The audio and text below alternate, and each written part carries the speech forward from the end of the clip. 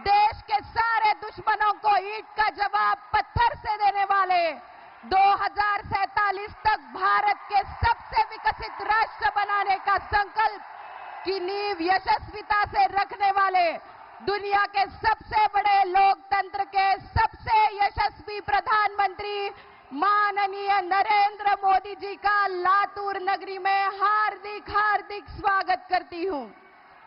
अरे कौन आया, कौन आया? अरे कौन आया, कौन आया? अरे कौन आया, कौन आया?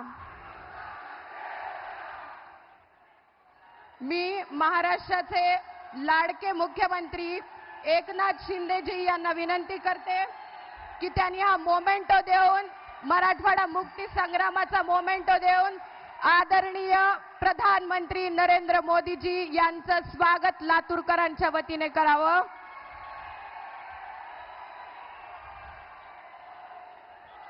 मोदी, मी महायुतीचे उमेदवार माननीय खासदार सुधाकर शृंगारेजी व मंत्री संजय बनसोडेजी यांना विनंती करते की आपण लातूरचे ग्रामदैवत सिद्धेश्वर महाराज यांची प्रतिमा देऊन आदरणीय मोदीजींना सन्मानित करावं। ज्यांनी या भूमीत 1000 शिवलिंग स्थापित केले असे शैवपंथीय सिद्धेश्वर महाराज हे लातूरचं आराध्य दैवत आहेत। बोला सिद्धेश्वर महाराज की। यानंतर मी आमंत्रित करते जनतेसाठी सदैव संघर्ष करणारा संघर्ष योद्धा श्री संभाजी पाटील निलंगेकरजी यांनी धनगरी पगडी देऊन मोदीजींचं स्वागत करावं। ही पगडी, हा पिवळा फेटा महाराष्ट्राच्या संस्कृतीचा मूलभूत अंग आहे, प्रतीक आहे। किरण पाटीलजी यांना विनंती करते, घोंगडी व काठी देऊन त्यांनी मोदीजींचा सन्मान करावा। प्रत्यक्ष खंडोबा ज्यावर विराजमान होतात ती ही घोंगडी पवित्रता दर्शवते, तर ही काठी महाराष्ट्राचे आराध्य दैवत विठोबा, भैरोबा, खंडोबा यांनी धारण केलेली आहे। सकल समाजाचे हे प्रतीक देऊन आपण आदरणीय मोदीजींचं स्वागत करतोय। यासोबतच आपण मोदीजींना शिवराज्याभिषेकाची प्रतिमा भेट स्वरूप देत आहोत। ये वर्ष हम पूरे देश में 350वीं शिवराज्याभिषेक दिवस की सालगिरह मना रहे हैं। 800 साल की गुलामगिरी को परक्रिय आक्रांताओं को छाती पर जिन्होंने हिंदवी स्वराज का भगवा लहराया और स्वराज की स्थापना की, विश्व के लिए प्रेरणादायी छत्रपति शिवाजी महाराज के शिवराज्याभिषेक प्रतीक यह प्रतिमा हम सब के लिए वंदनीय है। छत्रपति शिवाजी महाराज की। यानंतर मी महाराष्ट्राचे मुख्यमंत्री माननीय नामदार एकनाथ शिंदेजी यांना विनंती करते की त्यांनी या भव्य सभेस संबोधित करावं।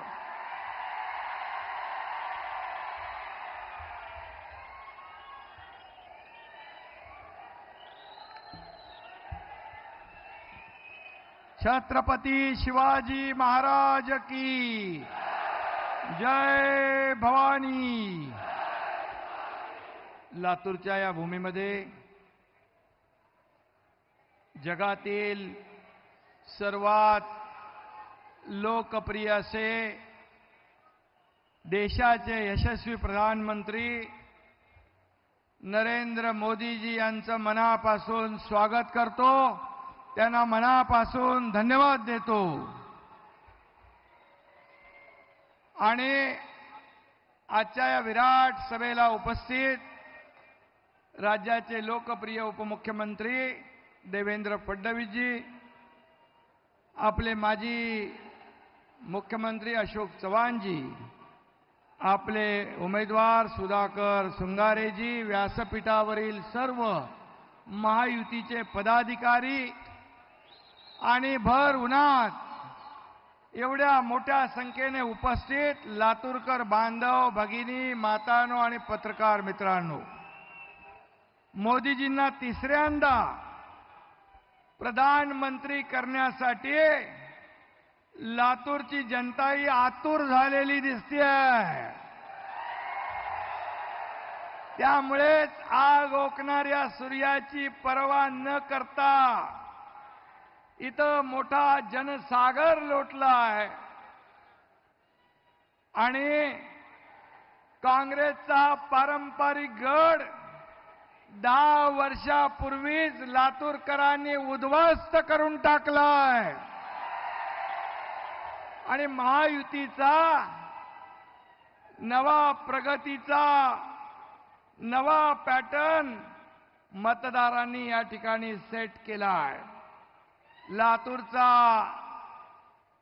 हा जिल्हा आता महायुतीचा बालेकिल्ला झालेला आहे आणि म्हणून त्यामुळे सुधाकर राव मोदीजींच्या आणि आपल्या आशीर्वादाने तर यावेळेस नक्की विजयी होणारच आहेत. प्रचंड मताधिक्याने विजयी होतील आणि सुधाकर रावांना मत म्हणजे आपल्या मोदीजींना मत आणि सुधाकर रावाला मत म्हणजे आपल्या देशाच्या प्रगतीला मत. हे आपलं समीकरण ठरलेलं आहे. काँग्रेसने या देशात भ्रष्टाचाराचा पॅटर्न सेट केलाय पण गेली 10 वर्षात एकच पॅटर्न चालतोय. कोणता? मोदी पॅटर्न. बाकी पॅटर्न सगळे गेले भंगारात. देशसेवेचा, राष्ट्रभक्तीचा, सर्वसामान्य माणसाच्या जनतेचा, प्रगतीचा असा हा मोदी पॅटर्न है. मेरे शरीर का हर कण, मेरे समय का हर क्षण देश को समर्पित है असं मोदीजी आपल्याला नेहमी सांगतात आणि ते खरं आहे. 10 वर्षात आपण त्याचा अनुभव घेतलेला आहे. 10 वर्षात एकही सुट्टी घेतली आहे का मोदीजींनी? मग 10 वर्षात एकही सुट्टी न घेणारा प्रधानमंत्री आपल्याला लाभलाय ना. आणि म्हणून 20-20 तास काम करणारं हे नेतृत्व किती एनर्जी आहे, किती ऊर्जा आहे, काय कुठून येते? हे ईश्वराची कृपा आहे. आणि त्यांना पाहिल्यानंतर आपण पण चार्ज होऊन जातो सगळे. आपल्याला ऊर्जा आणि प्रेरणा येते. बरोबर आहे ना? आणि म्हणून आपल्याकडे विजन आहे, त्यांच्याकडे मतांचं राजकारण आहे. आपल्याकडे देशाच्या विकासाचा रोडमॅप आहे, त्यांच्याकडे रोडवर फिरवून देखील लॉन्च न होणारा युवराज आहे. किती फिरला? चांद्रयान लॉन्च झालं परंतु राहुल गांधी काही लॉन्च होऊ शकले नाही. आणि म्हणून आपल्याकडे समृद्धीची धोरणं आहेत, त्यांच्याकडे न उगवणारं बेरणं आहे. आणि म्हणून 2014ची निवडणूक आठवा. 2G scam, CWC scam, space scam, कोळसा घोटाळा, अगस्टा वेस्टलँड घोटाळा, नॅशनल हेराल्ड स्कॅम अशी घोटाळ्यांची मालिका आपण ऐकत होतो. आता काय ऐकतोय? 80 कोटी जनतेला मोफत राशन, अन्नधान्य, 10 कोटी गरिबांना पक्की घरं, 50 कोटी गरिबांचं जनधन बँकेत खातं, 26 कोटी लोकांना 5 लाख रुपयाचा आरोग्य विमा, 28 कोटी लोक जनता दारिद्र्य रेषेच्या बाहेर. काँग्रेस म्हणत होती गरिबी हटाव, गरिबी हटाव. गरिबी हटली का? गरीब हटला, परंतु खरी गरिबी हटवण्याचं काम आपल्या मोदीजींनी केलंय आणि त्यांना धन्यवाद द्यावे तेवढे थोडे आहे. आणि म्हणून आज आपण पाहतोय भारताची अर्थव्यवस्था 5व्यावर आणली आहे. 3ऱ्यावर आणण्याचा निर्धार मोदी साहेबांनी केला आहे. आणि म्हणून सगळं वाढलं. एक्सपोर्ट डबल झालं, FDI डबल झाला, सेन्सेक्सचे दर वाढले, 75,000चा रेकॉर्ड झाला. आणि किती कामं वाचणार? यादी वाचू शकत नाही. आपल्याला प्रधानमंत्री महोदयांचं भाषण ऐकायचं आहे. दुष्काळग्रस्त लातूरकरांना रेल्वेने पाणी पोहोचवलं त्यावेळेस देवेंद्रजी मुख्यमंत्री होते, त्यांच्या सरकारमध्ये मी होतो.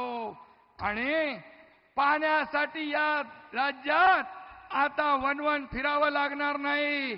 मोदीजींच्या नेतृत्वाखाली आपलं महायुतीचं सरकार, मी देवेंद्रजी, अजितदादा, आम्ही काम करतोय. 24/7 आपलं काम सुरू आहे. आणि म्हणून लातूरकरांना दुष्काळ मुक्त करण्यासाठी अनेक सिंचनाच्या योजना आपण आखलेल्या आहेत. मोदीजींच्या आशीर्वादाने मराठवाडा वॉटर ग्रीड योजनाही सुरू होते, जी महाविकास आघाडीने गुंडाळून ठेवली होती.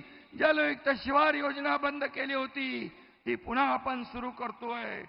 वंदे भारत ट्रेन्स देखील हा लातूरचा पॅटर्न आहे. 400 पैकी 120 ट्रेन या लातूरच्या कोच फॅक्टरीत तयार होतात. हे मोदीजींचं काम आहे. हे मोदीजींचं खऱ्या अर्थाने हे महाराष्ट्रावरचं प्रेम आहे. आणि म्हणून अडचणीत सापडलेल्या साखर कारखान्यांना देखील 10,000 कोटी इन्कम टॅक्स माफ करणारे हे मोदीजी आहेत. आणि म्हणून मी आपल्याला एवढंच सांगतो, भ्रष्टाचाराचा एकही डाग नसलेल्या मोदींजींना टार्गेट करण्यासाठी मुद्दे नसल्याने संविधान धोक्यात आलंय, संविधान धोक्यात आलंय असं विरोधक बॉम्ब मारतायत. परंतु महामानव डॉक्टर बाबासाहेब आंबेडकरांच्या संविधानामुळेच एक गरीब घरातला मुलगा आज या देशाचा पंतप्रधान होऊ शकला आणि आदिवासी समाजाची महिला या देशाची राष्ट्रपती होऊ शकली. आणि म्हणून अशा या पवित्र संविधानाला कुणी धक्का लावू शकत नाही. जब तक सूरज चांद रहेगा, बाबासाहेब का संविधान कायम रहेगा, हे मोदीजींनी स्वतः सांगितलेलं आहे. आणि म्हणून काँग्रेसने बाबासाहेबांचा पराभव केला. आज फक्त वोट बँकेचं राजकारण करून गरिबांना, दलितांना, शोषितांना फसवतात. आणि म्हणून आपण सावध राहिलं पाहिजे. आणि खऱ्या अर्थाने जे डिजिटल पेमेंट करणारे आपल्या ॲपचं नाव काय, तर खऱ्या अर्थाने भीम ॲप, म्हणजे बाबासाहेबांचं नाव त्याला दिलं मोदीजींनी. मऊ येथील बाबासाहेबांचं जन्मस्थळ, चैत्यभूमी, दिल्ली, लंडन मधले बाबासाहेबांचं घर मोदीजी विकसित करतायत. हे बाबासाहेबांच्या बद्दलचं प्रेम आहे. आणि म्हणून संविधान दिन साजरा करण्याचं काम काँग्रेसने नाही केलं, आपल्या मोदीजींनी केलंय, हे ते विसरले. आणि म्हणून बाबा साहेब का संविधान है सबसे महान, हर भारतवासी की वो है जान. आणि म्हणून आपण सावध राहूया. जिथं जिथं प्रचार करतात त्यांना ठोकून काढलं पाहिजे. आपण त्यांना सांगितलं पाहिजे हे चुकीचा गैरसमज पसरवत आहेत. आणि म्हणून मी आपल्याला एवढंच सांगतो की जय श्रीराम म्हटल्यावर रावणातल्या सैन्यातल्या राक्षसांना राग यायचा, तसाच राग आता या लोकांना येऊ लागलाय. तेच लोक आता मुंह में राम बगल में छुरी घेऊन फिरतायत. मतदार त्यांना थारा देणार नाहीत. जो नहीं राम का वो नहीं काम का. आणि म्हणून मी आपल्याला एवढंच सांगतो, आपण लवकरच खऱ्या अर्थाने ज्या सभा होत आहेत महाराष्ट्रामध्ये, देशामध्ये, लोक प्रचंड वेडी झाली आहेत मोदीजींच्या सभा ऐकायला. त्यांचं नुसतं हेलिकॉप्टर आलं तरी लोक उभे राहतात उठून. एवढी लोकप्रियता मला सांगा देशात, जगात कुठल्या नेत्याला लाभली आहे? आणि असा प्रधानमंत्री आपल्या देशाला लाभलाय, हे आपलं भाग्य आहे. आणि म्हणून किती काही ओरडले त्यांच्या नावाने तरी सुद्धा जेवढ्या शिव्या शाप देतील तेवढी जनता त्यांच्या साथ येते. 2014ला पण ते दाखवलं. 2019ला तर विरोधी पक्ष नेता देखील बनू शकले नाही. 2024ला तर मला वाटतं 40 वरचा एक शून्य निघेल आणि 4 राहतील की नाही माहित नाही. आणि म्हणून एक कहावत आहे, हाती चलते बाजार. मग ते कोण आहेत? ते कोण आहेत ते तुम्ही ठरवा. आणि म्हणून मी पुन्हा एकदा आपल्याला सांगतो, आपल्या देशाने 30 अस्थिर सरकार पाहिली आहेत. त्यांच्या काळात देशाची झालेली अधोगती पाहिली आहे, भ्रष्टाचार बघितलाय. आणि म्हणून गेल्या 10 वर्षामध्ये स्थिर सरकार मोदीजींनी दिलंय आणि म्हणून देशाची प्रगती पण आपण पाहतोय. विकासाची फळ जनता चाखतीये. त्यामुळे जनतेला या देशाला स्थिर सरकार पाहिजे आणि स्थिर सरकार देण्याचा या मनगटात कुणाचा जोर आहे? फक्त मोदीजींच्या. कारण त्यांचा उद्देश जनतेची सेवा करणं आहे, देशाची सेवा करणं आहे. त्यांच्या नसा देश सेवा आणि राष्ट्रभक्ती या ठिकाणी भिनलेली आहे. आणि म्हणून मी पुन्हा एकदा सांगतो, अब की बार 400 पार आणि फिर एक बार सुधाकर शृंगारपुरे यांच्या निशाणी कमळच्या समोर येत्या 7 तारखेला बटन दाबून सुधाकर शृंगारपुरे यांना विजयी करा एवढी विनंती करतो. धन्यवाद. जय हिंद, जय महाराष्ट्र, जय श्रीराम. धन्यवाद मुख्यमंत्री महोदय. जो भूमि छत्रपति शिवाजी महाराज और जगत ज्योति महात्मा बसवेश्वर जी के पदस्पर्शों से पावन हुई है, इस देश में सबसे पहले समता का विचार देने वाले जगत ज्योति महात्मा बसवेश्वर जी के पंचवचनों पे मुझ जैसे लाखों मार्गक्रमण कर रहे हैं. आज इस पवित्र मंच से बसवण्णा के शरणी के नाते मुझे संचालन करने का सौभाग्य प्राप्त हुआ है और सौभाग्य है लातूर का कि आज माननीय प्रधानमंत्री नरेंद्र मोदी जी पधारे हैं. मैं नव भारत के जनक माननीय नरेंद्र मोदी जी से अनुरोध करती हूं कि वे इस भव्य जनाशीर्वाद सभा को संबोधित करें.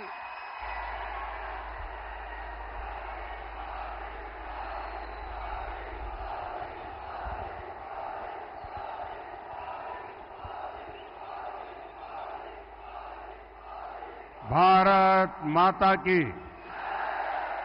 भारत माता की, छत्रपति शिवाजी महाराज की, छत्रपति शिवाजी महाराज की.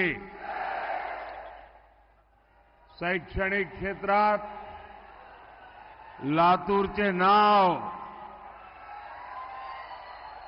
गाजवणारा लातूरकरांना माझा नमस्कार.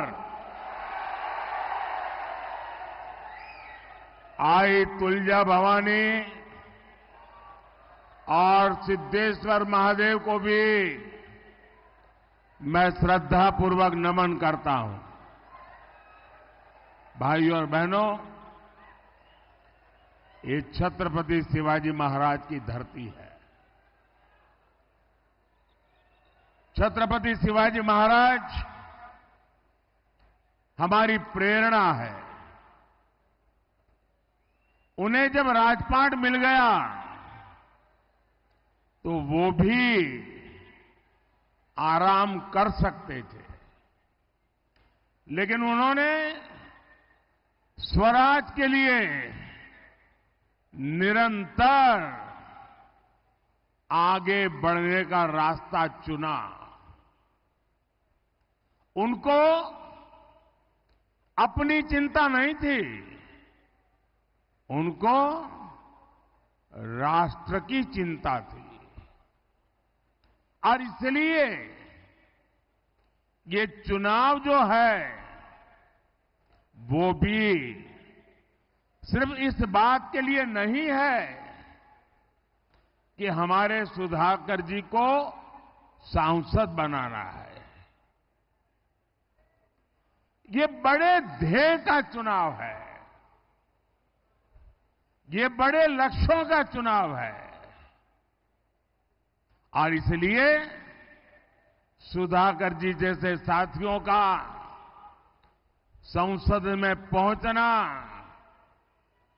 और मुझे मजबूत करना, और इसलिए मैं आपके पास आशीर्वाद मांगने आया हूं.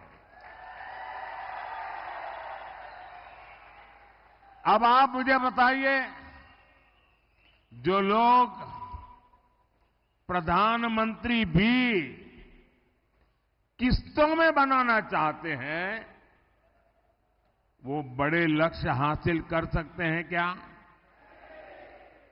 कुछ अचीव कर सकते हैं क्या? आपको पता है ना, उन्होंने तय किया है हर वर्ष एक प्रधानमंत्री, दूसरे वर्ष दूसरा, तीसरे वर्ष तीसरा। बताइए साथियों, मैं जब एक भारत श्रेष्ठ भारत की बात करता हूं तो कांग्रेस के शाहजादे को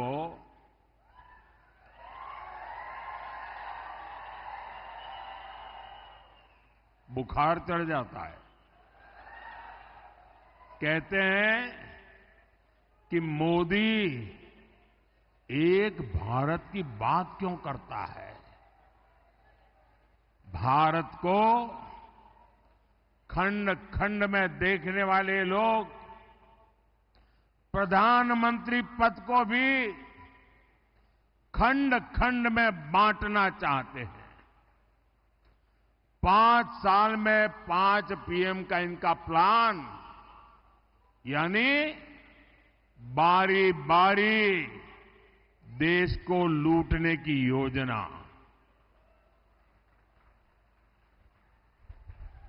मैं जरा लातूर के भाई बहनों से पूछना चाहता हूं, क्या ऐसे लोगों को रत्ती भर भी मौका दे सकते हैं क्या? दुनिया के इस चुनौतीपूर्ण समय में क्या हम देश को अस्थिरता में झोंक सकते हैं क्या? भाइयों और बहनों, कांग्रेस ने आपको लूटने का भी एक बहुत खतरनाक प्लान बनाया है। कांग्रेस कहती है कि वो पहले देशवासियों की कमाई का एक्सरे करेगी, फिर आपकी संपत्ति पर कब्जा करेगी और फिर उसे अपने वोट बैंक को बांट देगी। आप मुझे बताइए, आप अपनी संपत्ति कांग्रेस को देना चाहेंगे क्या? उनकी सरकार कब्जा करना चाहे, कब्जा करने देंगे क्या? ये आपकी गाढ़ी कमाई, मेहनत की कमाई, उसको लूटने देंगे क्या? साथियों, कांग्रेस की नजर सिर्फ आपकी वर्तमान कमाई पर ही नहीं है, लेकिन आप जो संपत्ति अपने बच्चों के लिए जोड़ रहे हैं, उस पर भी कांग्रेस गीध नजर लगा करके बैठी हुई है। आपने सुना होगा उनके महाशय क्या कह रहे हैं। अब हमारे देश में तो हम लोग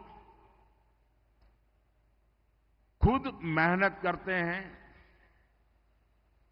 भोग नहीं करते हैं, जरूरत से ही जिंदगी पूरी करते हैं और पाई पाई बचाते रहते हैं। हमारे स्वभाव में है और हर मां बाप की इच्छा रहती है कि कुछ न कुछ बचाएं ताकि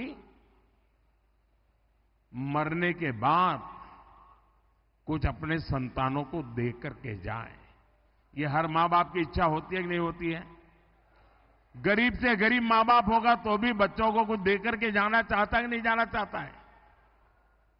अब ये कहते हैं कि आपने जो कमाया है, जो जमा किया है, वो पूरा का पूरा आप अपने संतानों को नहीं दे सकते हैं।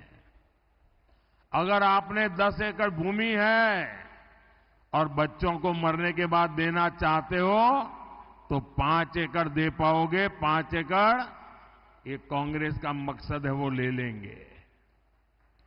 आपके पास 2 घर हैं तो 1 घर आप बेटे को नहीं दे पाएंगे, 1 ही दे पाएंगे और इसलिए वो इनहेरिटेंस टैक्स लगाने की बात करते हैं। जो मरने के बाद आपकी संपत्ति बच्चों को मिलने वाली है, उसमें से आधे से ज्यादा 55% वो मार लेंगे।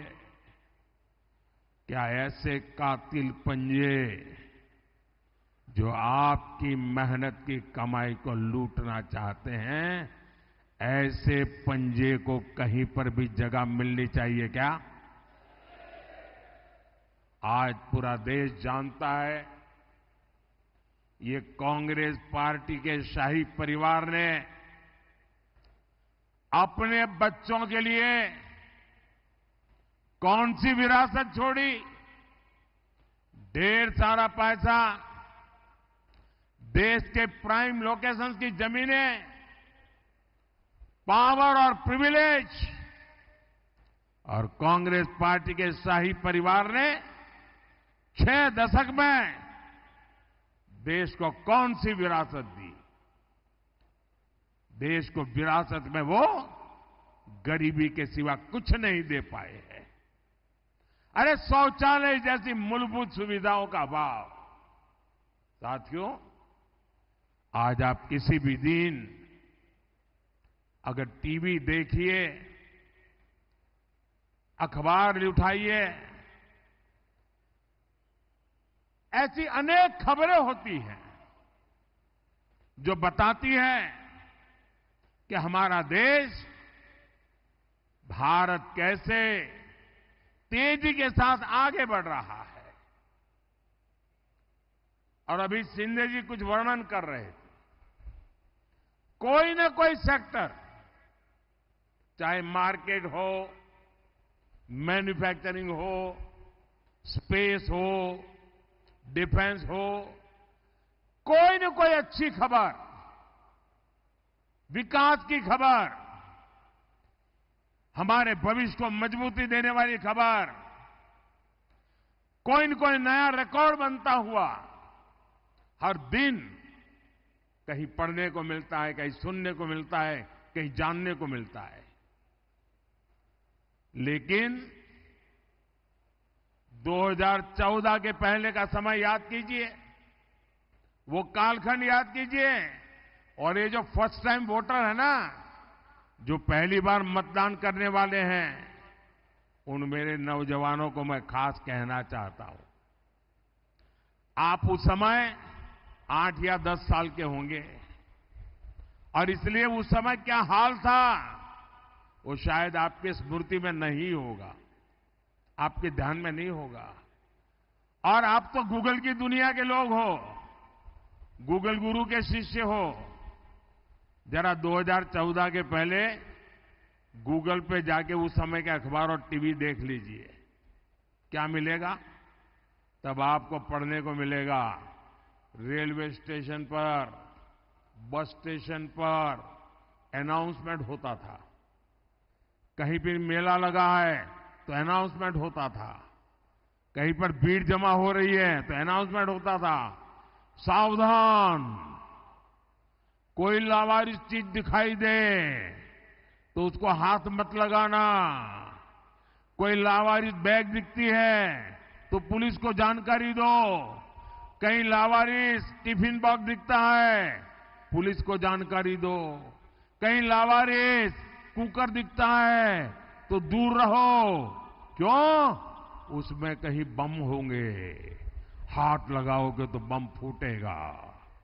पूरे देश में 24 घंटे हर महत्वपूर्ण जगह पर ये लावारिस चीजों की सूचना दी जाती थी।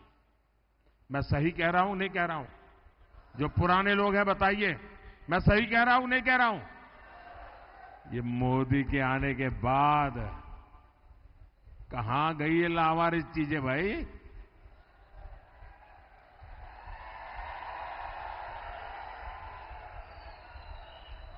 देश तो वही है।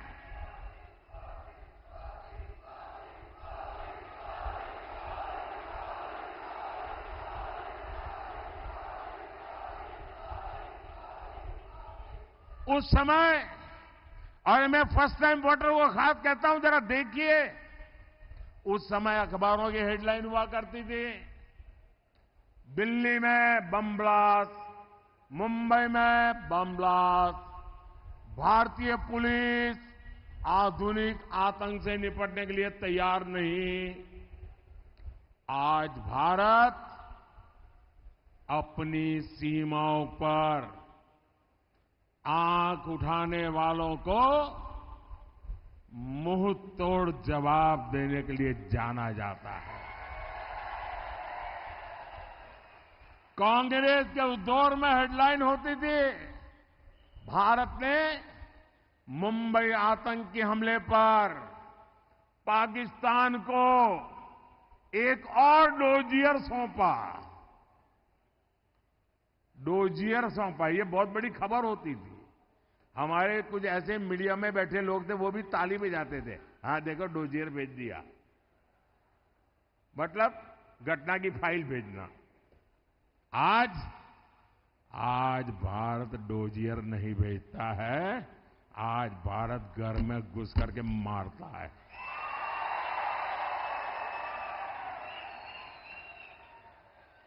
अब नए भारत की हेडलाइन होती है, मिशन एलओसी।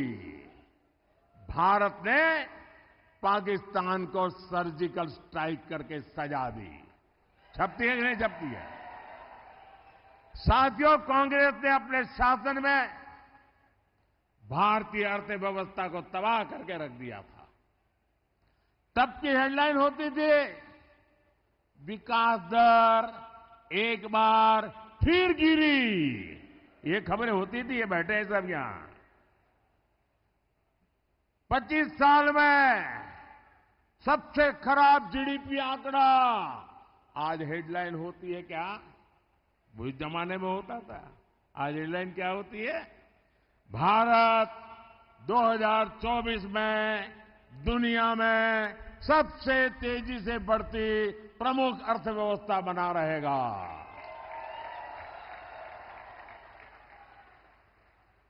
कांग्रेस के राज में हर सुबह हम अखबारों में एक नए घोटाले का नाम पढ़ते थे। हेडलाइन होती थी, कोलगेट कोयले में इतने लाख करोड़ का घोटाला। अब आज हेडलाइन क्या होती है? आज भ्रष्टाचारियों के लिए हेडलाइन होती है, आप जानते हैं। आज हेडलाइन होती है, आज यहां से इतने करोड़ पकड़े गए,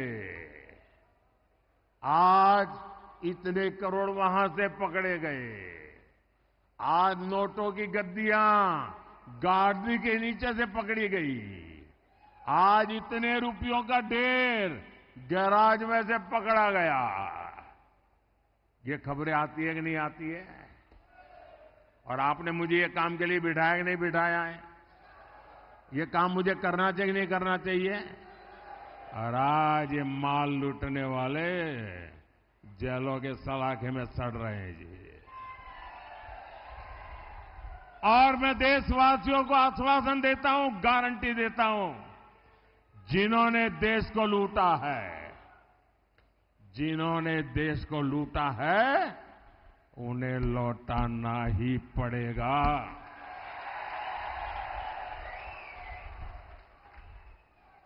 और ये मोदी की गारंटी है।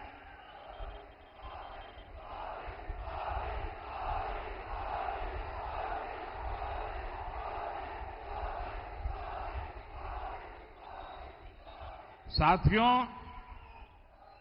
हमारे देश के लोग हमेशा से ही परिश्रमी रहे हैं। हमारे देश का युवा हमेशा टैलेंटेड रहा है, लेकिन कांग्रेस ने 60 साल तक भारत के युवाओं के सपनों को, भारत के नागरिकों के सपनों को कुचलने का पाप किया है। कांग्रेस ने सिर्फ एक परिवार की सोची, मोदी देश के हर परिवार की सोचता है। मेरा भारत, मेरा परिवार। मैं चाहता हूं कि देश के नागरिकों के जीवन से सरकार का दखल पूरी तरह समाप्त हो जाए और इसलिए हम पुराने जो बेकार हो चुके कानून हैं उनको समाप्त कर रहे हैं, पुराने नियमों को आसान बना रहे हैं। पिछले साल ही हमने 40,000 से ज्यादा कंप्लायंसेस को खत्म किया। आज जब देश के नागरिकों से ये बोझ हटा है, उनके सामने से रुकावटें हटी हैं, तो वो भी हर सेक्टर में बेहतरीन प्रयास कर रहे हैं। मैं आपको स्पोर्ट्स का उदाहरण देता हूं, खेलकूद का उदाहरण देता हूं, और हमारा महाराष्ट्र को देश को नाम देता है स्पोर्ट्स की दुनिया में। हमारे नौजवान, हमारी बेटियां अद्भुत करती है जी। आज ओलंपिक में, पैरालंपिक में, एशियन गेम्स में, कॉमनवेल्थ गेम्स में, यूनिवर्सिटी गेम्स में भारत की खिलाड़ी दशकों पुराने रिकॉर्ड तोड़ रहे हैं जी। भारत के नागरिकों में आया आत्मविश्वास हमें विकसित भारत के लक्ष्य तक पहुंचाएगा। और मैं, मेरे नौजवानों, मेरा ड्रीम है 2029 में युवा ओलंपिक हिंदुस्तान में हो। मेरा ड्रीम है 2036 में भारत में ओलंपिक का खेल हो। मोदी छोटा सोच ही नहीं सकता है जी। ये परमात्मा ने मुझे जब मैन्युफैक्चर किया ना, तो वो छोटे वाली चिप नहीं रखी है, बड़े वाली चिप रखी है।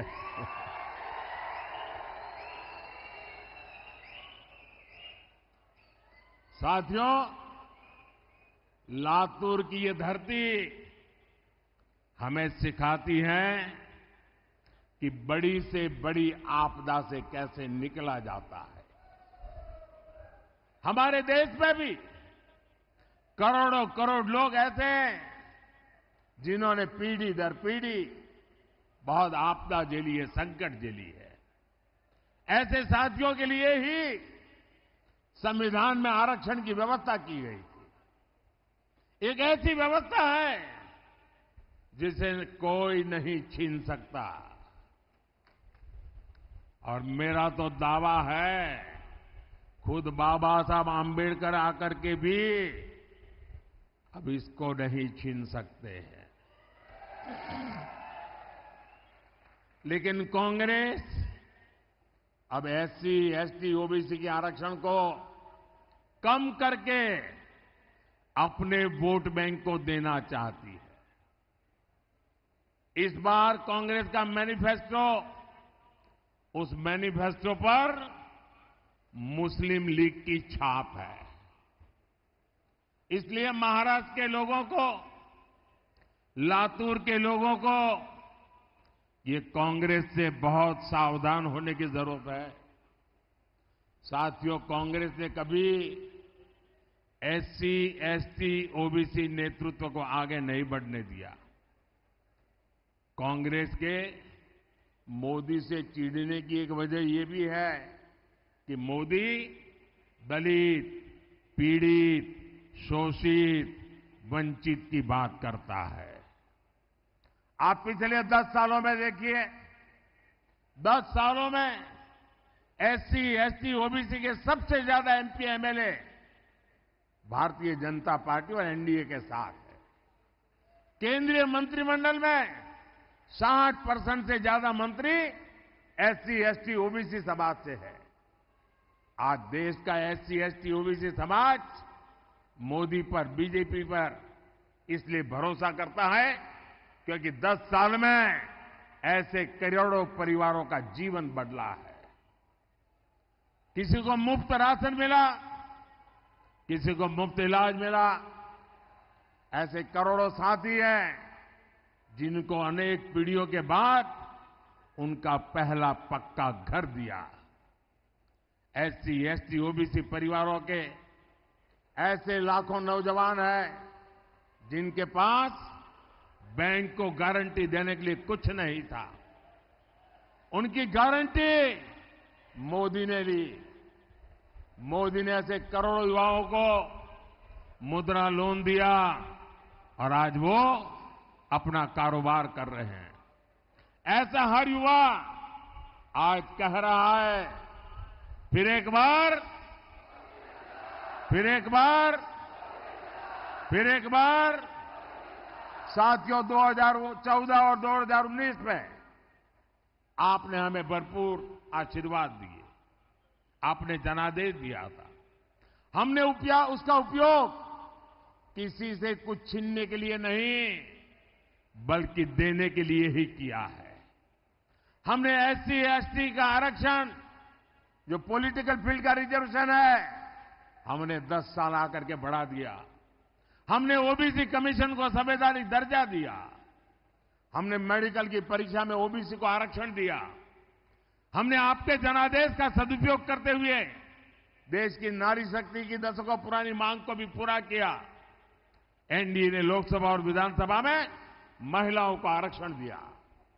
इतना ही नहीं, एनडीए ने किसी का हक छीने बिना सामान्य समाज के जो गरीब परिवार के संतान हैं, उनके लिए 10% आरक्षण दिया।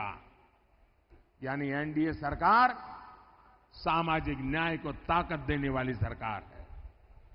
कांग्रेस और एनडीए अघाड़ी वाले जो झूठी बातें फैलाते हैं, उनके मन में खोट है। इस झूठ की आड़ में वो बड़ा खेल करने की फिराक में है। भाई और बहनों, देश पर लंबे समय तक राज करने वाली कांग्रेस और समस्याओं के बीच एक अजीब रिश्ता है।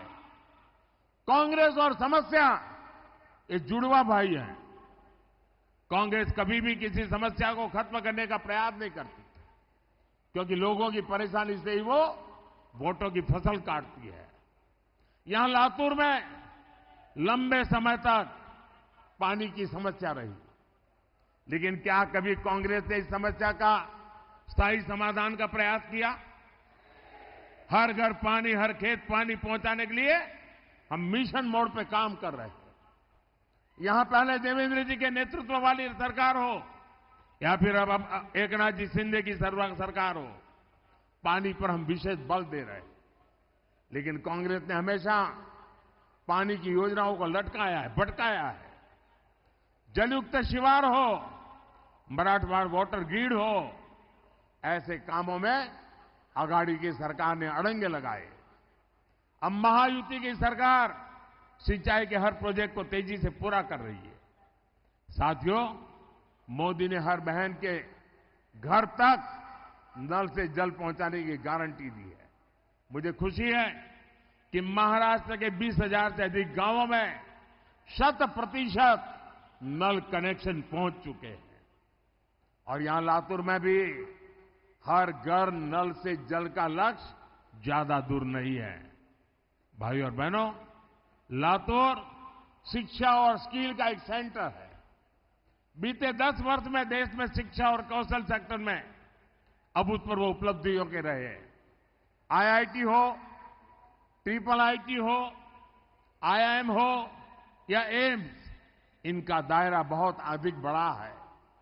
देश में मेडिकल कॉलेजों की संख्या और मेडिकल सीटों की संख्या दोगुनी हुई है। इसका लाभ लातूर के हमारे बेटे बेटियों को भी हो रहा। साथियों, लातूर आत्मनिर्भर भारत का भी हब बनता जा रहा है। भाजपा का मिशन है कि हम दलहन और तिलहन में आत्मनिर्भर बने। भाजपा का संकल्प है कि मैन्युफैक्चर में आत्मनिर्भर बने। इन दोनों लक्ष्यों को पाने में लातूर के किसान और लातूर के नौजवान बहुत बड़ी भूमिका कर सकते हैं। यहां के सोयाबीन किसान भारत को दलहन तिलहन में आत्मनिर्भर बनाने में अग्रणी भूमिका निभा सकते हैं। ये जो रेल कोच फैक्ट्री यहां स्थापित हुई है, इसमें वंदे भारत ट्रेन के कोच भी बन रहे हैं। आने वाले 5 साल में देश के हर रूट में सैकड़ों नई वंदे भारत ट्रेनें चलेगी, वंदे भारत मेट्रो चलेगी। यही नहीं, विदेशों से भी मेड इन इंडिया ट्रेनों की डिमांड बढ़ रही है। इससे कितना काम यहां बढ़ेगा, नई फैक्ट्रियों के लिए कितनी संभावनाएं बढ़ेगी, ये आप सोच सकते हैं। मराठवाड़ा रेल कोच फैक्ट्री की स्थापना ने इस क्षेत्र के आर्थिक विकास को नई गति दी है। भाइयों और बहनों, लातूर को विकसित भारत, विकसित महाराष्ट्र का अहम सेंटर बनाने के लिए आपको भारी मतदान करना है। आप याद रखना, आपके सपने ही मोदी का संकल्प है। मेरे साथी सुधाकर तुकाराम संगारे जी को आपका मिलने वाला एक एक वोट सीधा सीधा मोदी के खाते में जाएगा। आप घर घर जाइएगा, ज्यादा से ज्यादा मतदान कराएंगे, मतदान के रिकॉर्ड तोड़ेंगे, पोलिंग बूथ जीतेंगे। अच्छा, मेरा एक और काम करेंगे, घर घर जाना और परिवार के सब लोगों को कहना कि मोदी जी लातूर आए थे, मोदी जी ने आपको नमस्कार भेजा है। मेरा नमस्कार पहुंचा देंगे। मेरे साथ बोलिए, भारत माता की, भारत माता की, भारत माता की। बहुत बहुत धन्यवाद।